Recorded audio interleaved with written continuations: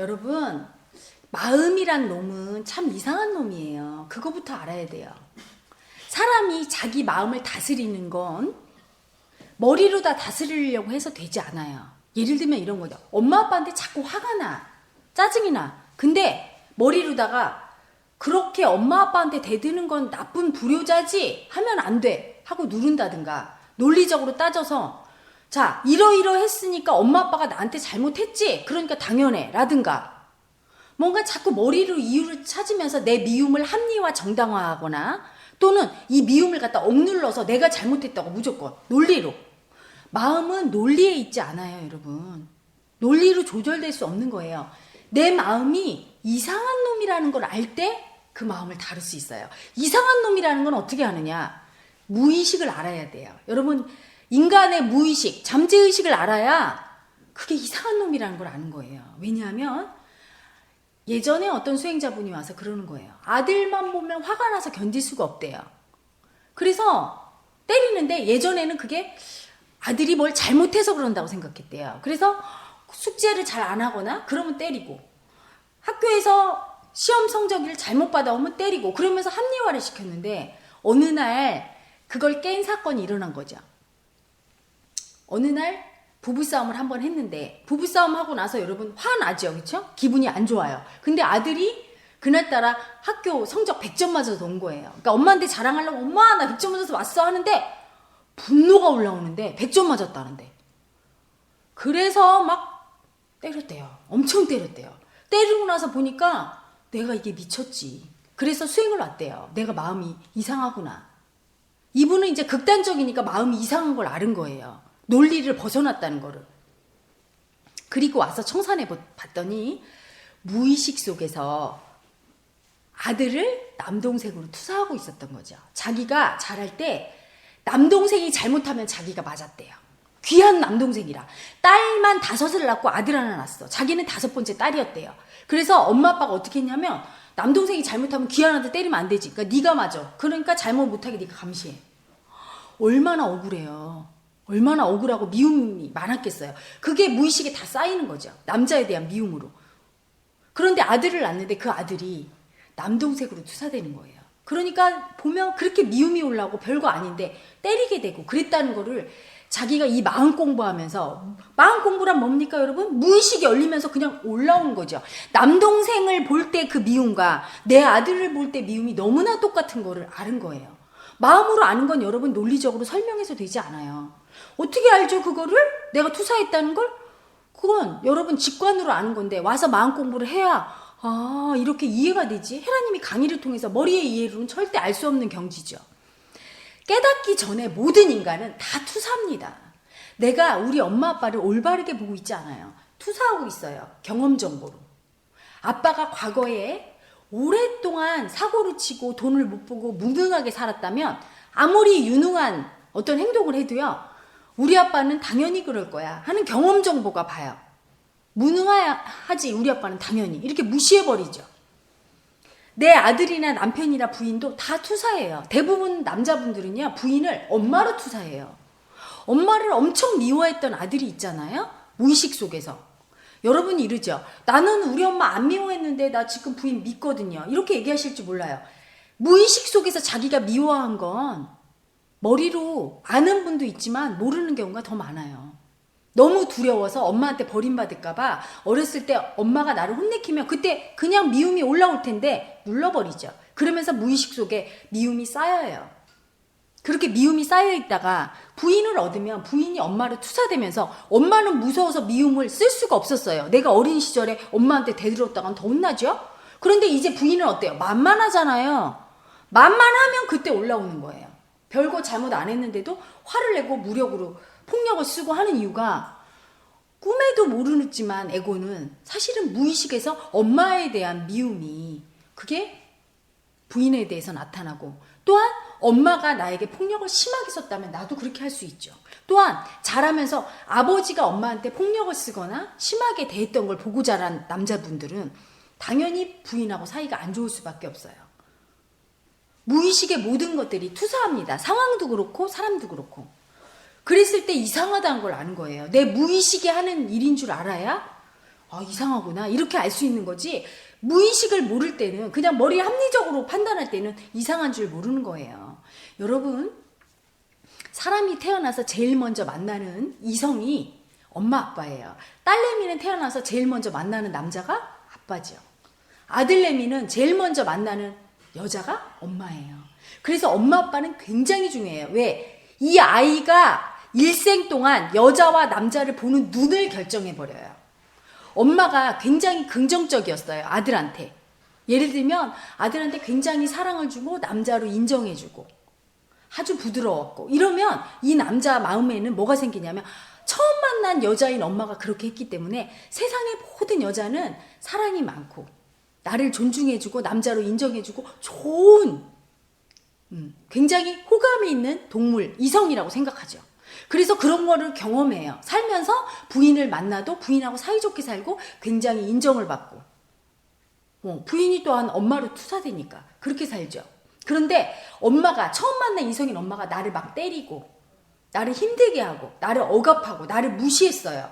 그러면 이분의 마음속에는 모든 여자들은 나를 억압하고 무시하고 아주 부정적인 관념이 생기죠. 여자에 대해서. 그래서 결혼을 안 하게 되거나 거부하거나 결혼을 해도 그 무의식이 투사하니까 내가 이미 내 부인을 볼 때 엄마로 보거든요. 투사하면 엄마로 보니까 어떻게 대하냐면 나를 사랑해줄 여자한테 대할 때는 어떻게 대합니까? 공손하고 예쁘게 대하죠. 존중하고. 하지만 나를 당연히 무시할 거야. 나를 억압할 거야. 이런 여자를 보면 어떻게 대합니까? 자기가 무례하게 대하게 돼 있거든.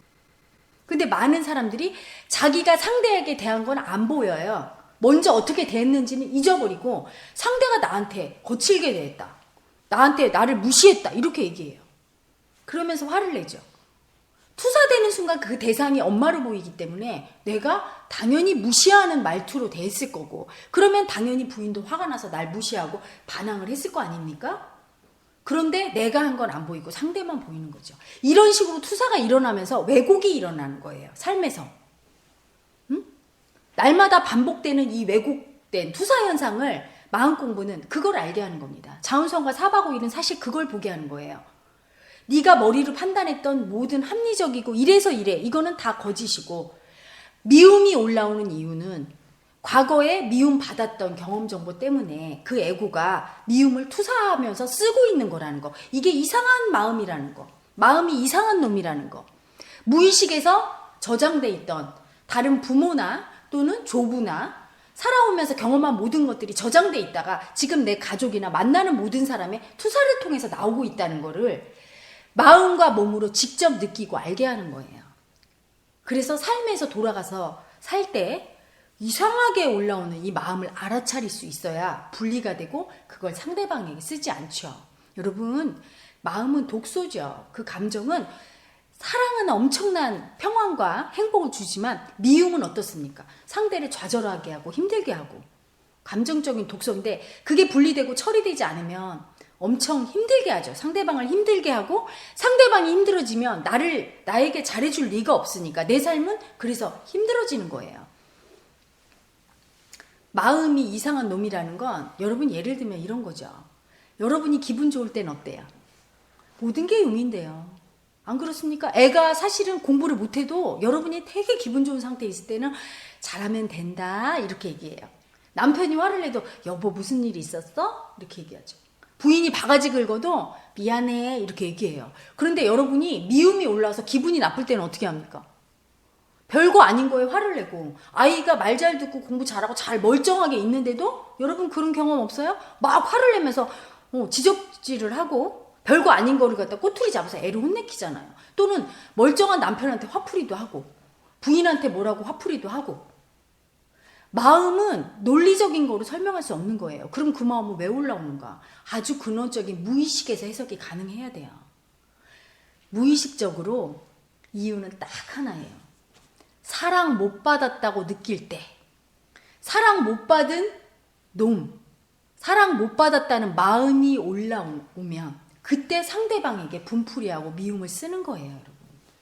그건 그 무의식에 있는 그건 내 남편이나 부인이나 부모가 날 사랑 안 해줘서가 아니라 오랜 세월 동안 조상 대대로 우리 속에 쌓여있는 관념이죠.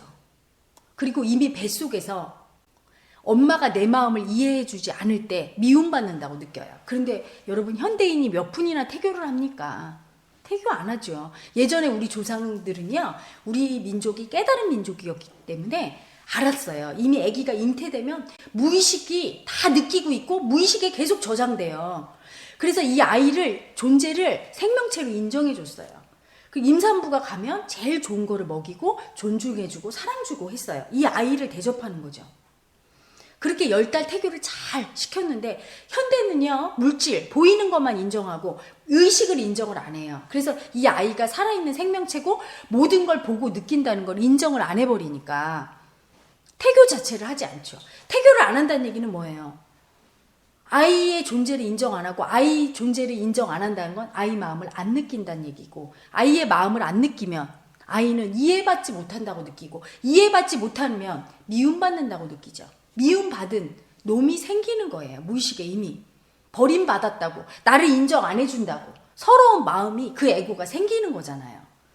그 에고가 태어나서 미움으로 올라오는 거예요. 마음으로 올라와서 자기가 미움의 대상으로 잘못 투사된, 예를 들면 아들인데 남동생으로 투사된다든가, 엄마를 미워했는데 내 부인이 엄마로 투사된다든가 했을 때, 내가 우월한 입장이면 그 미움을 쓰는 것이고, 내가 약자 입장이면 미움 받는 것이고, 이렇게 설정된 거예요. 관계 속에서.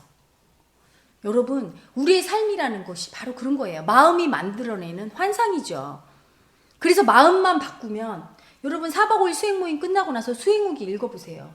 4박 5일 동안 자기 마음 보고 자기 마음 청산했는데 엄마가 바뀌었어요, 아빠가 바뀌었어요 하잖아요.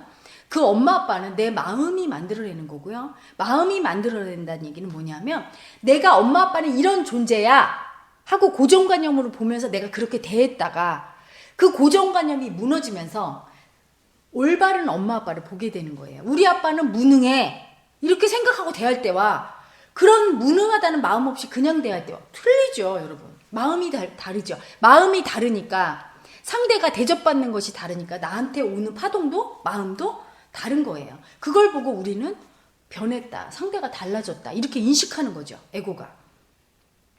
그래서 깨달음이란 모든 투사에서 다 벗어나는 거예요. 그냥 마음이란 그 놈 자체가 사라지면서, 마음은 무조건 투사하거든요.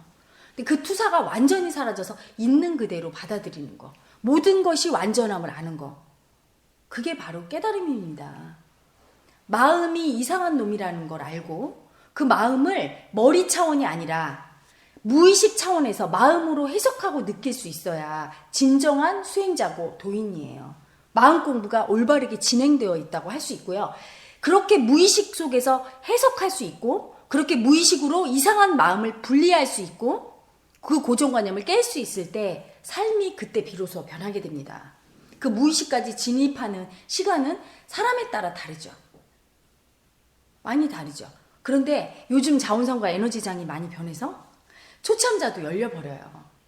오면 열립니다. 그래서 지금은 누구나, 예전에는 뭐 몇 번 참가하고 몇 달 걸리는 분도 있었어요. 그런데 이제는 딱 한 번의 참고로도 여러분 무의식이 열리면서 자기의 마음을 볼 수 있고, 자기가 마음으로 어떻게 그 이상한 마음을 쓰면서 투사하고 사는지 알 수 있습니다.